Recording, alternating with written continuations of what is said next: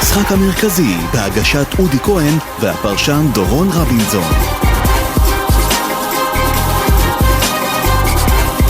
לילה טוב לכם וברוכים הבאים לאצטדיון טוטו טרנר בבאר שבע.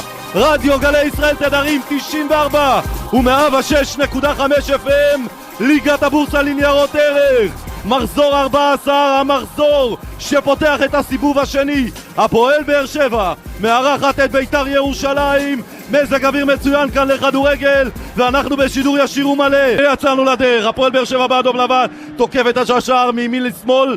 עמדת השידור שלנו, כבר כדור ראשון עובר את קו מחצית המגרש ועובר גם את קו הרוחב.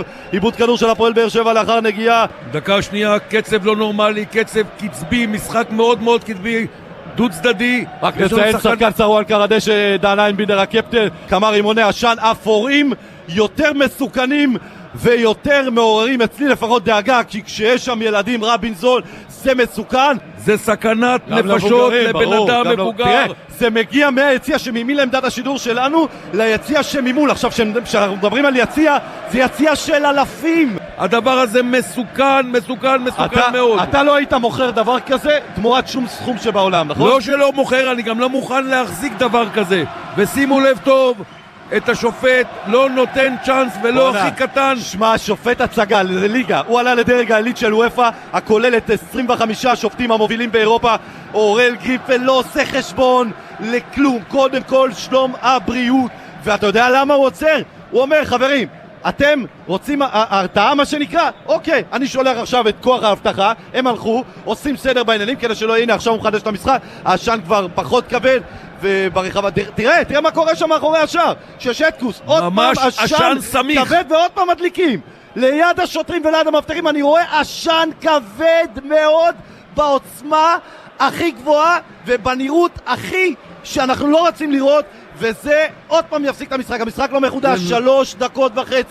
אנחנו לא, ללא כדורגל מלא 4, אנחנו בדקה השביעית, תהיה פה תוספת זמן. מה זה תוספת? עוד לא התחלנו את המשחק. רגע, פלומה עובר את השחקן שלו, עובר את אלה שמיר, עשה ברחבה חופשי, בכל תלך לרחבה, בועט! הכדור ברשת החיצונית! רבינזון, אפשר להירדם? כן, תנועה, שים לב את שלומי אזולאי, הולך לאט, לאיתו, ללא תנועה. עכשיו הכדור את שלומי אזולאי, ככה הוא צריך לשחק, ככה צריך לשחק, עם הרבה תנועה. שומרים כוחות לראשון ביום ראשון, יכול להיות? למי? רגע, פלומה חודר בין שני שחקנים, נותן את הכדור, קוסטנטין עשה ברחבה, נותן רוחב, אבל הכדור נוגע בגולדברג, טוען לנגיעת יד, שי קוסטנטין, עכשיו ליד דגל הקרן, מקביע לרחבה, נגיחה שער! שלומי אזולאי נוגח מתוך הרחבה מ7 מטרים פנוי, מסית בראשו לפינה הימנית של שטקוס, וזהו שערו החמישי העונה של שלומי אזולאי, החלוץ שעולה לראשות טבלת מלכות השערים בבית"ר ירושלים יחד עם גדי קינדה. איזה בישול של שי קונסטנטין, ומי יכול על הראש של שלומי אזולאי, איזה מיקום נהדר של חלוץ 9. אני רוצה לומר אמיתי, אבל בשביל זה יש לנו פה את הפרשן דורון רבינזון, שבמקרה הוא גם חלוץ עבר 9. הוא שיחק יותר בכנף, אבל דקה לפני ששלומי אזולאי כבש, ואני לא רוצה להיות נביא, אם תקליטו את השידור תשמעו מה אמרתי. ככה שלומי אזולאי חייב לשחק, לבוא לקבל את הכדור ולחכות לכדור רוחב מאחד מהצדדים. שי קונסטנטין עם כדור רוחב מדהים, שלומי אזולאי כמו ששלומי אזולאי יודע, שם את הראש, נגיחה מתויקת, שטקוס אין לו מה לעשות. בית"ר 1, באר שבע 0, והשער הוא שער צודק לחלוטין. כן, עכשיו מצא מסוכן, כדור חופשי 40 מטרים מהשער של בית"ר ירושלים, כדור מוגבל לרחבה, חזק מדי. הידיים הבטוחות של איתמר ניצן לוקחות את זה, יש לו גם קריאת משחק, יודע לצאת לכדורים. השוער הזה, איתמר ניצן, שים לב, הוא נשאר בבית"ר ירושלים בגלל היכולת המצוינת שלו. היה חוזה עם שטקוס, השוער שממולו, אפשר לומר שהוא אקס בית"ר ירושלים, אחד מהאקסים.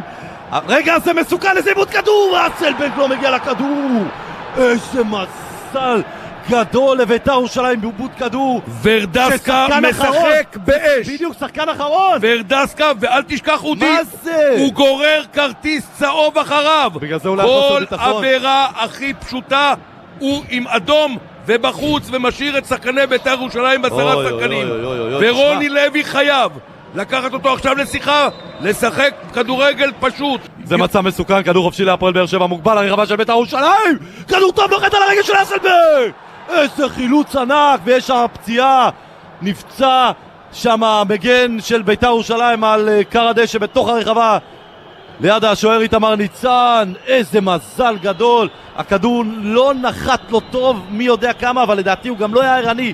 אסלברג טוען שהוא לא עשה עבירה. מספר 18 שלומי אזולאי כמו בלם גם הבקיע את השער שמביא כרגע 3 נקודות יקרות לבית"ר ירושלים, ושלומי אזולאי הוא האיש כמו בלם. היית מאמין רבינסון? תראה, אני לא יודע, רגע, יש שם עימות מילולי וכמעט פיזי בתוך מה השופט אומר? מרחיק שם את השחקנים, לא רוצה יותר מדי המולה, לא רוצה שהשחקנים יתערבו לו. כרטיס צהוב מונף לנייג'ל אסלברג על העבירה הזאת על שלומי אזולאי שבינתיים משחק על מסוכן. הרגליים, בהחלט.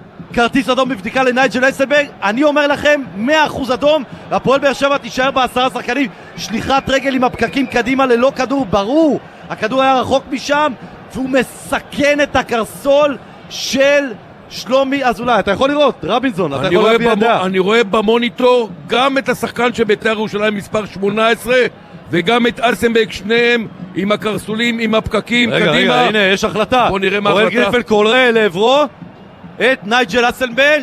הלכתי למערכת המסך, בדקתי, אני מבטל את הצהוב ואני שולף את הכרטיס האדום הישיר לנייג'ל אסלברג. כל 1,700 הצופים של בית"ר ירושלים על הרגליים מאושרים ורוקדים, והפועל באר שבע, רגע דרמטי במשחק הזה, איך אמרתי לך רבינסון?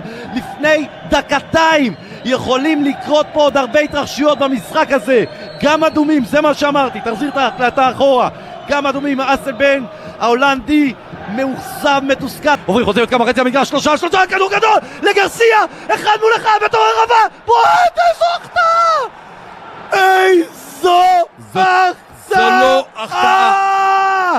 עכשיו לוקח את המשרוקית, מצית משונו ומנהל את המשחק.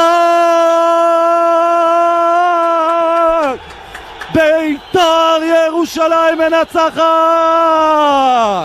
1-0, קטן ענק באצטדיון טרנר בבאר שבע, חברות וחברים.